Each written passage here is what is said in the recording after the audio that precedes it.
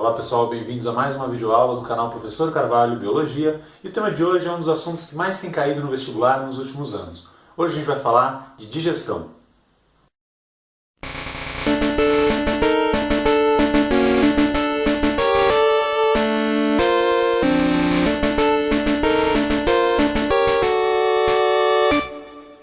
Bom pessoal, bem-vindos a mais uma aula. Vamos então falar de digestão. Imaginem vocês no vestibular se deparando com a seguinte questão. Defina o que é a digestão. E aí?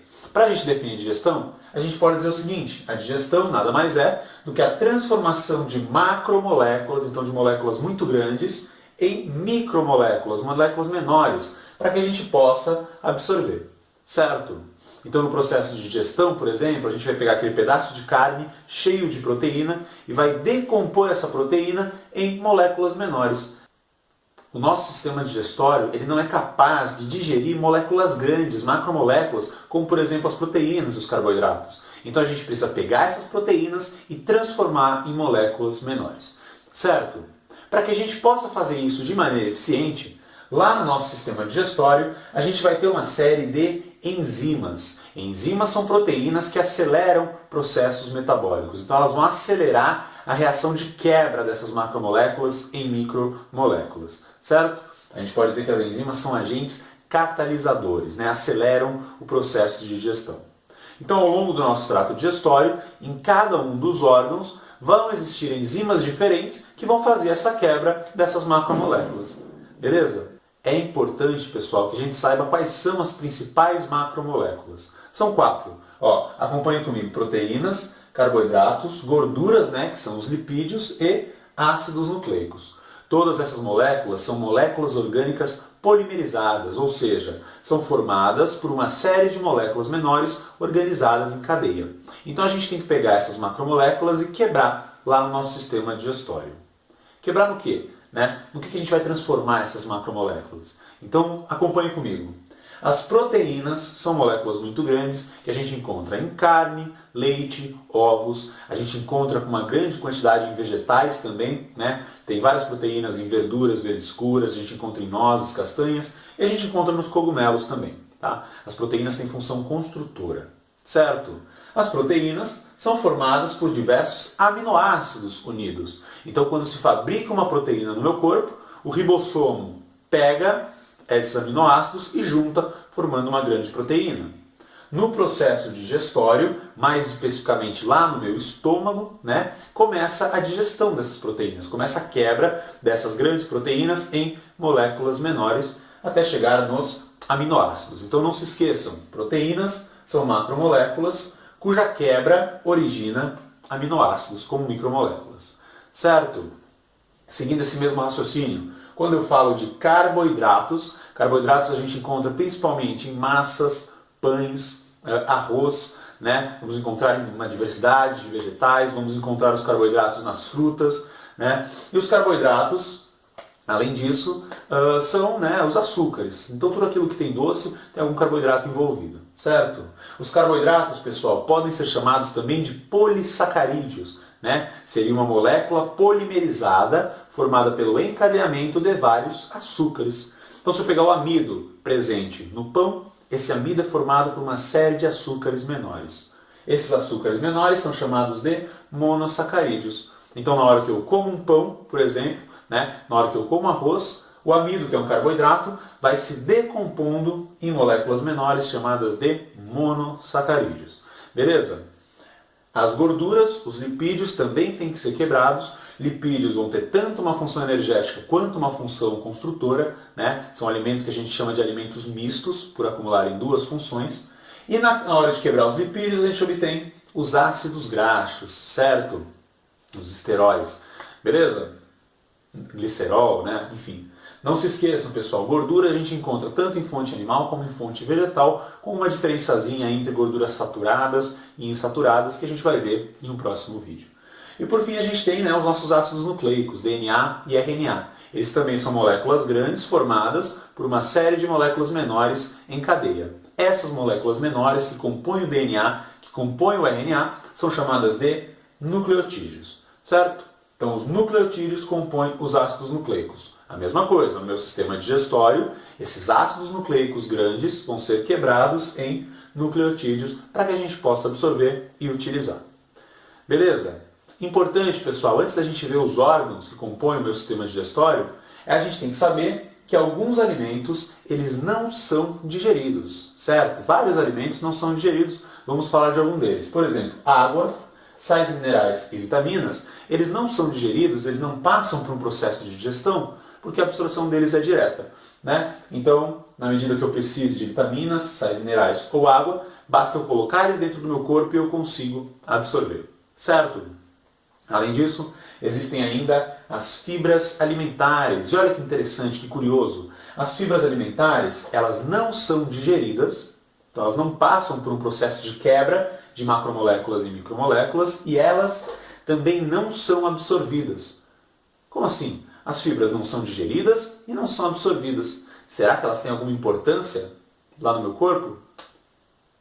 Tem, pessoal. As fibras são importantíssimas. Tá?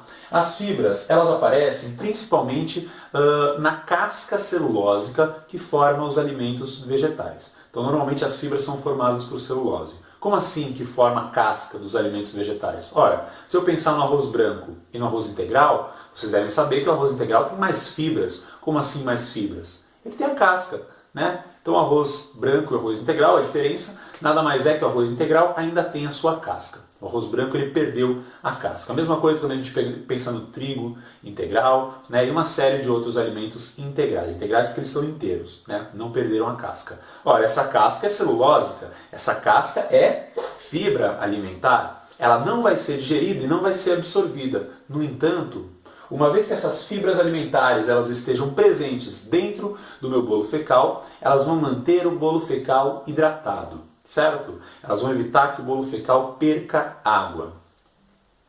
Como assim? Olha só. Imaginem o seguinte. Se eu pegar a casca do arroz e jogar água em cima, essa casca de arroz vai inchar. Certo?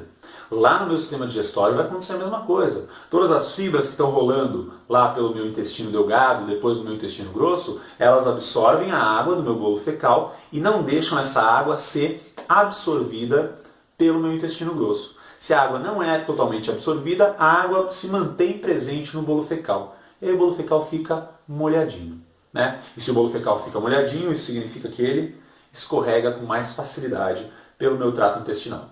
Certo? Então, a função das fibras, elas umedecem o bolo fecal. Percebam que não adianta nada eu comer muita fibra e não beber água, né? Afinal, a fibra tem que absorver essas águas. E para o meu trânsito intestinal funcionar de maneira legal, não adianta também eu beber um monte de água e não comer fibras. Então as duas coisas têm que estar aliadas. Então coma bastante fibras, beba bastante água, e aí você não vai ter, por exemplo, uma prisão de ventre. Né? Não tem risco do bolo fecal secar dentro do intestino grosso. Certo?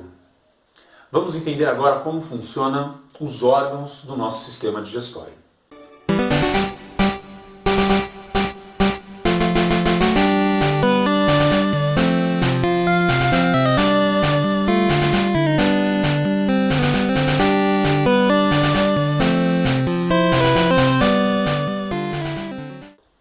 Pessoal, vamos então entender quais são os órgãos do sistema digestório e como eles funcionam, certo? No esqueminha que eu fiz aqui, vocês podem ver que eu dividi o sistema digestório em duas partes. Os órgãos que fazem parte do tubo digestório e os órgãos que são as glândulas anexas, né? Aquelas que secretam alguma substância sobre o bolo alimentar, certo? Então no tubo digestório a gente tem na sequência boca, faringe, esôfago, estômago, intestino delgado, intestino grosso, reto e ânus. Né? Esses são os órgãos do tubo digestório. Como assim tubo digestório? Ora, esses são os órgãos por onde a comida passa. Né? Então quando a gente come alguma coisa, né? Quando a gente ingere, sei lá, um sanduíche de atum, ele entra pela boca e vai fazer esse caminho. Ó. Faringe, esôfago, estômago, intestino delgado, intestino grosso, reto e ânus. Isso é importante porque isso já caiu várias vezes no vestibular. Né? Qual é o caminho do alimento, uma vez que ele entra no nosso organismo, até ele ser liberado. Certo? Começa na boca, termina no ânus. Beleza? Os órgãos do tubo digestório não são os únicos órgãos que compõem o sistema digestório. A gente tem ainda as glândulas anexas. Né? Mas percebam que a comida ela não passa pelas glândulas anexas. Ela passa pelo tubo digestório e vai recebendo as enzimas que as glândulas vão soltando, né? Como se fosse um lava rápido. Em cada uma das partes do sistema digestório recebe uma enzima diferente. As glândulas são glândulas salivares, presentes na boca, secretando a saliva, glândulas gástricas, presentes no estômago, secretando o suco gástrico, fígado, a maior glândula do nosso corpo, que secreta a bile lá no intestino delgado, na primeira parte do intestino delgado, pâncreas, que vai secretar o suco pancreático, né, também lá na primeira parte do intestino delgado, e por fim as glândulas entéricas, que aparecem no intestino delgado e secretam as substâncias finais, né, as enzimas finais para fazer a nossa digestão. Certo? Então isso é importante, pessoal. Né? Se cair alguma questão lá no vestibular dizendo qual é a substância, qual é a macromolécula quebrada, digerida no fígado? Nenhuma. Tá? A gente não quebra macromolécula no fígado, a gente quebra macromolécula onde? No intestino. Certo? A gente quebra macromolécula aqui no estômago, mas a gente não vai quebrar a macromolécula dentro das glândulas. Né? As glândulas só secretam as substâncias. Beleza? No vestibular, o que tem caído mais é qual é a secreção de cada uma dessas substâncias, quais são as enzimas que compõem cada uma dessas secreções. Então, quais são as enzimas do suco pancreático? Quais são as enzimas do suco gástrico? Será que tem enzima na bile que o fígado secreta? Né? E outra coisa que pode aparecer no vestibular também é a função de cada um desses órgãos. Então vamos entender basicamente o que acontece em cada um deles e depois a gente vai falar das enzimas específicas de cada uma dessas glândulas. Beleza? Bom, então vamos lá. Né? Começando pelo primeiro órgão do nosso tubo digestório, que é a boca. Certo? Imagina que vocês acabaram de ingerir um sanduíche de atum. Eu gosto de pensar no sanduíche de atum porque a gente tem ali, porque ele é saudável, e a gente tem ali as 4 macromoléculas importantes para serem digeridas. Né? A gente encontra no sanduíche de atum as proteínas, a gordura, o carboidrato e os ácidos nucleicos. Então, na hora que você coloca esse sanduíche de atum dentro da boca, começa um processo de quebra mecânica, né? Um processo físico de quebra desses grandes pacotes de macromoléculas, que é a mastigação. Quando eu faço mastigação, eu transformo um grande bolo de proteína em bolinhos menores, certo? A mastigação ela é importante, ela vai facilitar o trabalho do resto do meu sistema digestório. Mas a mastigação em si, ela não transforma macromoléculas em micromoléculas, certo? A mastigação transforma grandes pacotes de macromoléculas em pequenos pacotes de macromoléculas, certo? Para transformar as macromoléculas em micromoléculas, eu vou precisar da ação das enzimas. Aqui na saliva já existe uma enzima atuando, chamada de pitialina, que faz a digestão principalmente do amido. Ela pode ser chamada também de amilase salivar. Então o pão, lá daquele sanduíche de atum, já começa a ser digerido. Beleza? Depois da boca, aqui na faringe, o alimento vai ser engolido, né? Então a faringe vai participar do processo de deglutição, engolir esse alimento. Esse alimento ele vai passar pelo esôfago. O esôfago ele possui uma parede com mucosa, o que facilita, né, o deslizamento desse alimento que acabou de ser ingerido. E esse alimento cai no estômago. No estômago, pessoal, o que vai acontecer é principalmente a digestão de proteínas. Então eu possuo no meu estômago uma série de enzimas que digerem proteínas, certo? Uma delas é importantíssima, que é a pepsina. Beleza?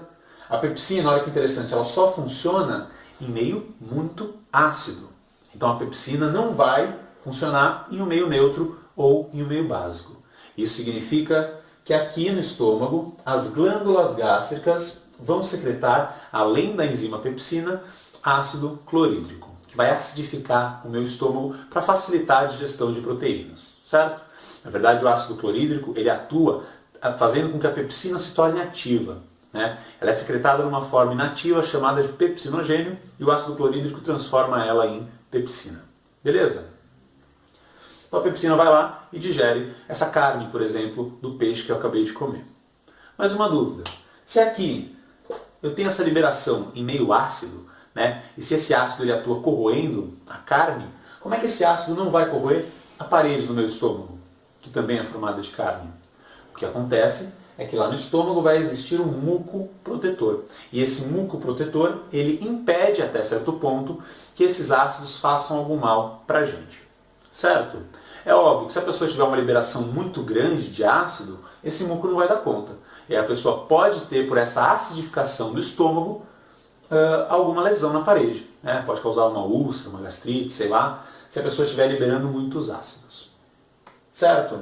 Bom, então o sanduíche de atum já começou a ter aqui o pão digerido. Né? Quando ele cai aqui no estômago, a proteína também começa a ser digerida pela ação da pepsina. Aí quando ele vai entrar no intestino, ele tem que começar também a digestão das gorduras, a digestão dos ácidos nucleicos. E a primeira coisa que participa desse processo é a bile, secretada pelo fígado, certo? Só que a bile não tem nenhuma enzima.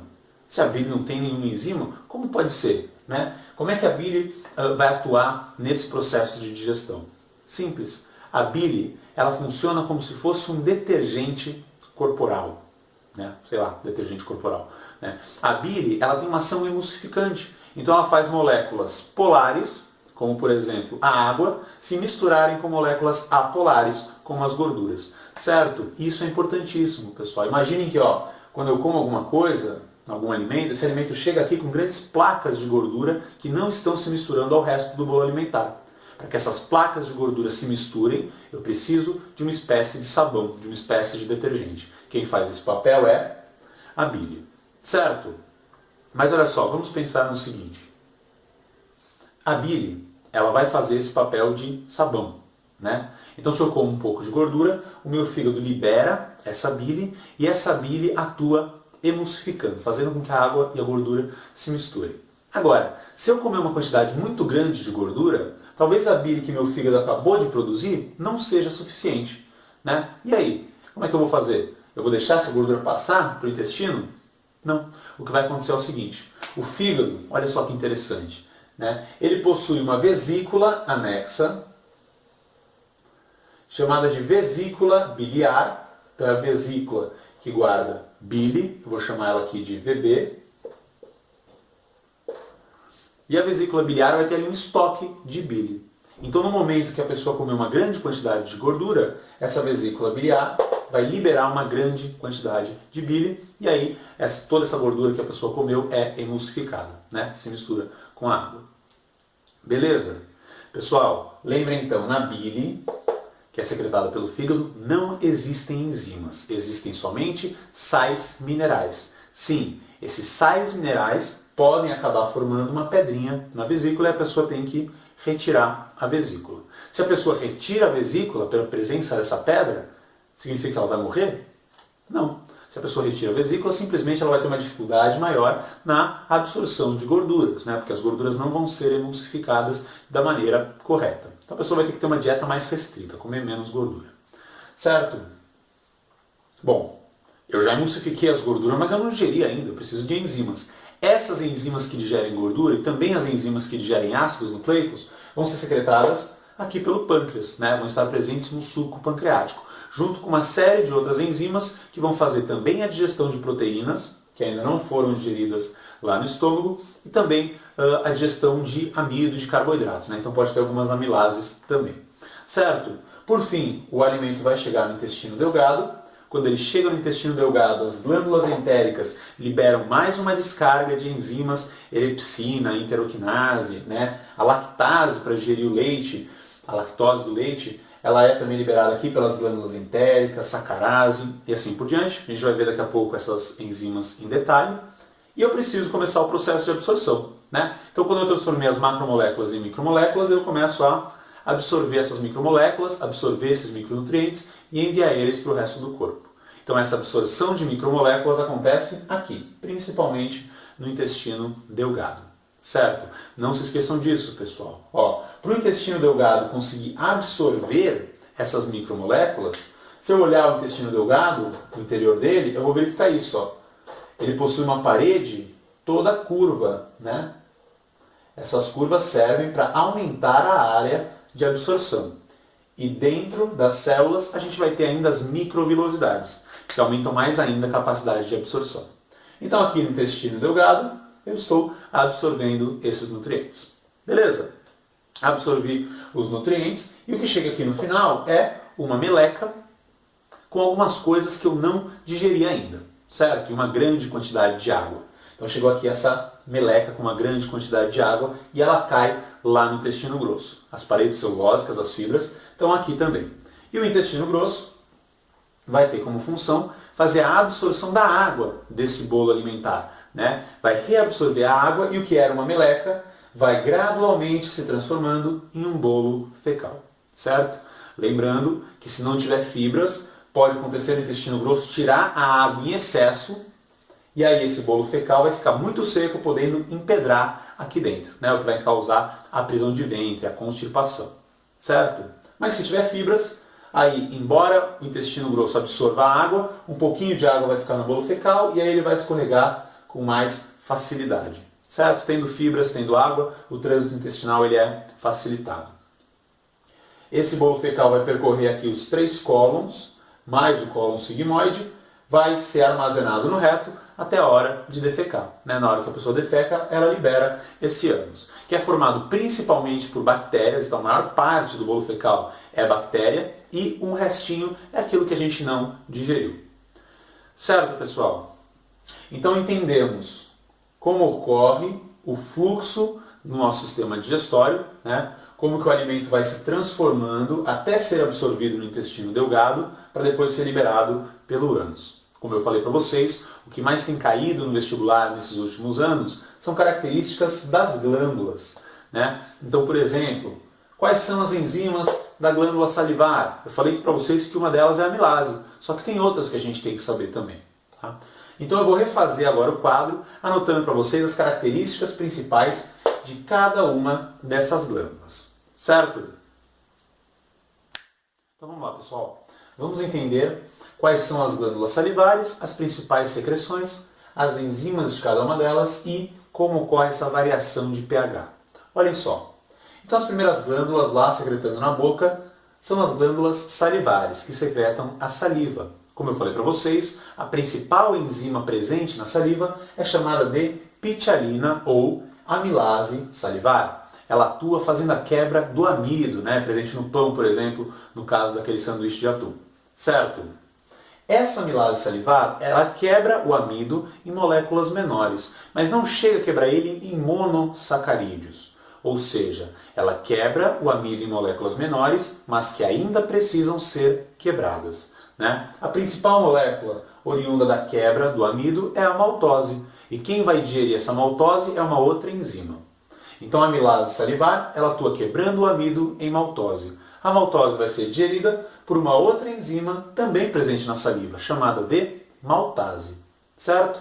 Então a pitialina é a principal, quebrando o amido, mas a gente encontra ainda a maltase, que vai quebrar a maltose, que é um subproduto da digestão do amido. Beleza?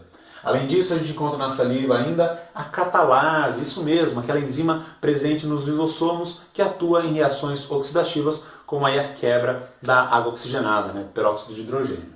Certo? Então lembrem, pitialina, maltase e catalase. Beleza?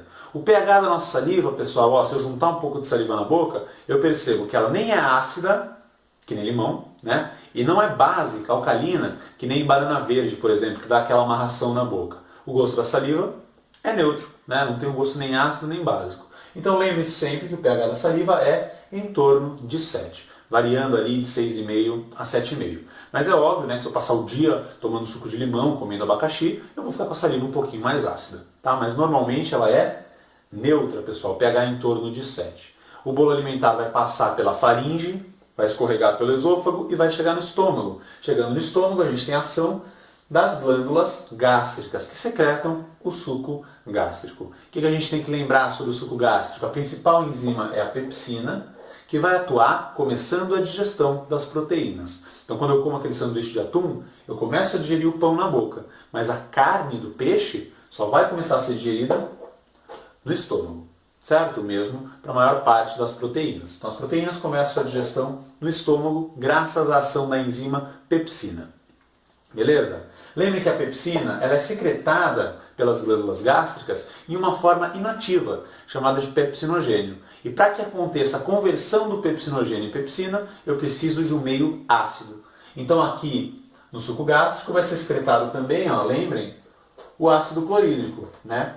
HCl. O ácido clorídrico é um ácido super forte, né? Super corrosivo. Olha só o pH. Era 7, era neutro, mas aqui na glândula gástrica o pH baixa para 2, pessoal, pela presença desse ácido clorídrico, certo? O ácido clorídrico ativa a pepsina e facilita a digestão de proteínas, certo? Aí o bolo alimentar, então, o sanduíche de atum, já começou a ser digerido o pão, já começou a ser digerido a carne, mas a gente tem placas de gordura nesse bolo alimentar. Para eu poder emulsificar essas placas de gordura, para eu fazer com que essas placas de gordura se misturem com a água, se tornem miscíveis, eu preciso da bile, né? O sabãozinho, o detergente lá do nosso sistema digestório. Lembrem que a bile é secretada pelo fígado e olha só, ela não contém enzimas, né? Ela só contém sais minerais, que vão fazer esse processo de emulsificação, de misturar a gordura com a água, certo? Pessoal, imagine que o bolo alimentar está vindo super ácido, né? Ele estava aqui neutro, quando chegou no estômago ele acidificou pela presença do ácido clorídrico, mas lá no intestino, quando eu for absorver, ele vai precisar tá neutro de novo. Então se eu tenho um bolo alimentar muito ácido e eu preciso deixar ele neutro de novo, eu vou colocar uma substância básica. Então aqui no fígado e também no pâncreas, os sucos liberados vão ser levemente básicos, pH em torno de 8. Variando ali de 7,5 até 8,5, mais ou menos, né? Eles costumam secretar junto bicarbonato de sódio, que é uma base, né? Bastante básico, para neutralizar essa ação do ácido clorídrico. Então lembrem, a bile emulsifica gorduras, mas não possui enzimas, certo? Somente sais minerais.